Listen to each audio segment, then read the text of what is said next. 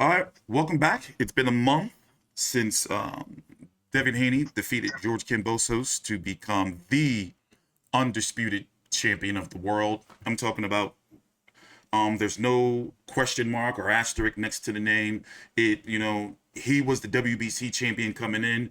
George Kambosos was the WBC franchise champion, and now there is a full champion in Devin Haney, 28-0 with 15 KOs. He posted something on the social media last week. Basically, it's looking like the date, it's not the date, but the month is confirmed. It's not going to be in November, December. It's going to be in October. In Australia, we don't know where. It was a moderate ratings hit, I guess you want to say, according to the ESPN numbers here in the States. But over in Australia, it's rumored that the pay-per-view, unconfirmed because Main Event doesn't put out their pay-per-view numbers over there, but from a source from a respected platform, news platform, you can look it up, said it did what, about 50,000 pay-per-view buys? Was that correct? Yeah, something like that. Yeah, it was saying that it did 50,000 where Tim Tszyu was getting 100,000. Like, well, you're comparing apples with oranges there, but yeah, 50,000 buys and 42 plus actually physically in attendance. So still, that's 42,000 people, nothing to sneeze at. Considering it was a 50,000 seat stadium. And you said it was about 41, 42 there or so? It wasn't sold out? Yeah, 42 plus. Full house, no, definitely not. That place, I mean, it seats 55,000 plus another 5 to 8 on the actual footy ground itself. No, it wasn't a sellout, but it's still a bloody good crowd. Mm-hmm. So, yeah, I mean, that's the second biggest crowd in Australian boxing history, second only to Pacquiao Horn, which had like 50,000 plus. It was a shitload of them. So, yeah. Well, yeah. Personally, we already talked about it. I don't want to see the fight again. I think it's going to go the exact same way. Maybe even worse for Kambosos, especially if Devin Haney follows up with the right hand. I mean, he beat him pretty much off of a jab. But however, my understanding how the politics works, there is a contract rematch clause, and Devin Haney's already said, I signed, I know I can beat him once, which is why I signed up for it twice. He's making a shitload of money, but there's a lot of questions of, okay, well, can they do an arena? I mean, can they do a stadium again? Let's start there. And where would they do it, do you think? Or where should they do it? Well, they should do it in Sydney, in my personal opinion. Reason number one, George is a Sydney boy. Reason number two, a fight of that significance has never been held in Sydney, despite all the many, many, many title fights that have been held in Sydney. Not of that crowd. I think the biggest crowd to ever see a Sydney fight was Green Mundine 1. That wasn't a title fight. That was like a WBA eliminator. That was about 33,000. But I think, obviously you got to go back to the 80s, the Jeff Fennick days, when he fought at the Hordern Pavilion. Many, many times he fought there. But that can only seat about, I'm not sure, 5,000 people, if that. I'm not 100% sure. I don't know Sydney that well. I've never really been there. But if you put it in, if you go out the Bank West where Zoo fought, what was old mate from New Zealand's name? What was that bloke from New Zealand that he cracked out in a round? Bale Morgan. Okay. That was at Bank West Stadium. That seats about 27,000. You could probably get 20 plus there. I mean, but as I said, we've said many times before, Australians will rock up to fucking anything. And in October, it would have to be mid to late October. They couldn't have it in early October because that's the grand finals. And only an idiot with no knowledge of Australia would go up against an NRL grand final. You wouldn't get 5 people there. So they'll do it after the grand final in second, third, even fourth week of October, where there's no football around for competition. And they would probably get a good 20,000 plus crowd, maybe even more. So they need, if they're going to do it in October, they need to make sure they do it as far away from the grand final as possible, because that'll get the bad crowd to a grand final is like 80,000 people. So depending on who's playing, of course.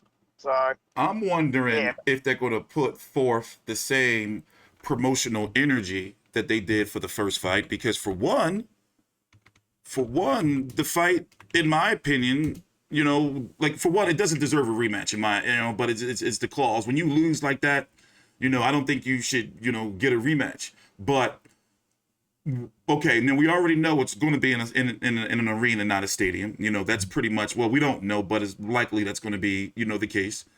But here in the States, I'm wondering if the fight's going to take place on regular Australian time, or are they going to also make it an afternoon fight for you guys as well? Like, basically, will it get the full ESPN prime time push as it did, you know, for the first fight? Because Devin Haney, you know, I'm like him, you know, great fighter. You know, I personally enjoy watching him fight, but it's not necessarily the type of style that's going to bring in viewers or the casual viewers. Now, he's getting to a point where he's 23 years old. And a lot of people, including myself, I do feel that the time is going to come sometime in the next, you know, couple of years or so, where he's really going to grow into his man strength and hopefully get to that pretty boy phase that people have been trying, you know, desperately to compare him to. But Floyd Mayweather was out there knocking people out. And we're hoping that Devin Haney, with the skill set that he has, that he can eventually get there to, as I said earlier with George Kambosos, following up with that right hand and getting guys like George Kambosos out of there, especially when you're just beating them off of a jab. But how do you feel about, you know, Devin Haney as a fighter? And of course, we got to get your predictions again on the rematch and how you think it will go and what you think George has to do. Well, George has to completely go back to what got him to the title fight in the first place, being that ferocious one. We'd be going completely after him. But, you know, he needs to reverse everything, go back to what got him to the dance and what beat Lopez. If he can do that, it'll be a competitive fight. If he doesn't, Haney's just going to belt him around the park again. And that hurts me to say, but that is the truth. Haney clearly beat him. He completely outsmarted him. He used the jab, you know, and he basically, you know, he just beat him hands down. And if George was waiting for, I don't know what George was waiting for. He was trying to sucker him into the counter all night, and Haney wasn't falling for it. Yeah, that's what it seemed like. That's exactly what it was. He didn't fall for the trap. He's like, I'm not going to fall for your trap. Jab, jab, jab, jab, jab, jab, hold. Jab, jab, jab, jab, hold. That's all he had to do. He outsmarted him, and full credit to him, man. On a personal note, Haney's a very well-mannered young bloke. He's been raised right. Good fucking on him. I like him. I think he's a, you know, a nice bloke. So, yeah, I mean, as much as I want to see George crack him and bloody get the titles back, he's going to have to, you know, change a lot of things and go back to the way he was. You know, and as he said, I think he said it on Twitter, he said the Emperor's gone, the ferocious one is back, and that's exactly what he needs to do. He needs to be tenacious, ferocious, go straight after him on round one, like hit him with the best right hand like he did Lopez in round one, sit him on his ass and bloody go after him. But if he doesn't do that, Haney's just going to belt him again. So, and like you said, not many people are going to be interested in that. Australians will be, especially if they put it in Sydney, because a fight of that magnitude has never happened in Sydney. So they'll just run to it because, hey, novelty, let's go. There's no football on. Fuck it, let's go watch a fight. So I really think they're better off taking it to Sydney than Melbourne, because Melbourne would be like, we've already seen it once. But, you know, that's what I would do if I was Bob Arum and Buda Bella. I'd be like, yeah, let's go to Sydney because Melbourne's already had their turn. Yeah, we'll take it to Sydney. So that's just my opinion. But yeah, George has to completely change his game plan and not go after the counter and just bugger him, walk up to him and smack him in the face 20 times. Because it worked. Most fighters that cause, you know, that win, like Jai did. Jai went straight after Pretis in that fight. He did. He didn't fuck around. He went fuck him. Boom, boom, boom, boom, boom. Yeah, we knew the tone of the fight from, we knew the tone from the fight about round 2 and on. We knew, like, okay, this guy ain't coming out to fuck around. Yeah, exactly. And George did the same against Lopez. He didn't fuck around in that fight. He went straight after him. So he needs to do exactly the same thing to Lopez. Like I said about the first fight, exactly the same thing he did to Lopez. He needs to do to Haney. Because that will shock the shit out of Haney. Because he wouldn't be expecting that. Go right to him. He was trying to outbox him, and you know, by round 3 or 4, I was already frustrated. I was like, nope, he ain't gonna win. Yeah, I was like, we were sitting, as I said, I was sitting with the other media blokes and sitting around looking and going, what the fuck is he doing? What's he waiting for? Get in there and crack him one. Because it's not exactly like Haney, no disrespect to him, not exactly like Haney has power to scare anyone off. Yeah. Like, you could walk, you could walk through that jab and just go, yeah, don't worry about jab, bang, and hit him with a right cross, right in his snoz. Mm. So, snoz means nose for those that aren't following on. Just walk straight past his jab, boom, fucking cracking one. I don't understand what George was waiting for, but and as I said, anyone just has an off night and things turn to shit, Yeah. Well, But it's here is a brief breakdown of the 135-pound division. The winner of Haney Kambosos 2 in October, if that's going to be the date, is going to fight Lomachenko. I think that's pretty much set already, sometime in the spring of 2023, no later than May. If everything goes well. Ryan Garcia is taking on Javier Fortuna on July the 16th. Looking forward to that fight. I wouldn't be surprised, and don't you be surprised if Ryan Garcia loses and retires. You're going to have Tank Davis returning sometime this fall. He has been radio silent. Heavy rumors that he really wants out of Mayweather Promotions, but it's just not that easy. Those are all the details I know, and we know. I'm not going to act like I know anything, different than you guys, but from a media standpoint, I can say that it's rumored than being like he really wants out. Like I want to be my own guy. Who else? Gustavo Lemos is the IBF mandatory, but that's not going to be due anytime soon. That won't probably be until next fall, sometime next year, probably, because WBO is first. Yeah, which is Lomachenko. Because is Lomachenko, he's WBO mandatory and WBC, is that correct? No, he's not WBC mandatory, or he's not officially WBO yet. Oh, they'll make him mandatory as soon as that conflict. Is over, he'll be mandatory within 3 seconds. Yes, he will. And it'll likely be the WBO first because they have first in line for the mandatories, and then it's the it's the IBF and then the WBC because the WBC currently doesn't have a mandatory. Remember, it could have been Ryan Garcia, but he retired, or he took that time off for mental health reasons. It was supposed to be him. How old is that kid? Was he like 25? He's only a young fella. About 23. He's young. He's young too. Why would he retire at 20? He was having some issues. That's what he said. He's got some things going on.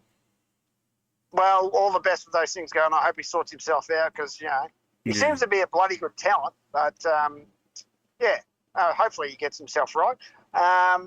Who else? Tank. Oh, Tank would belt Haney. Oh, that would be a bloody good fight. I'd love to see that. Yeah, hopefully we'll be able to get it one day. I'm hoping, I'm putting it on Tank because, in this day and age, right now, you got to go with what's good for you. And as it stands, the division that Tank wants to fight in and be champion in is over at Top Rank.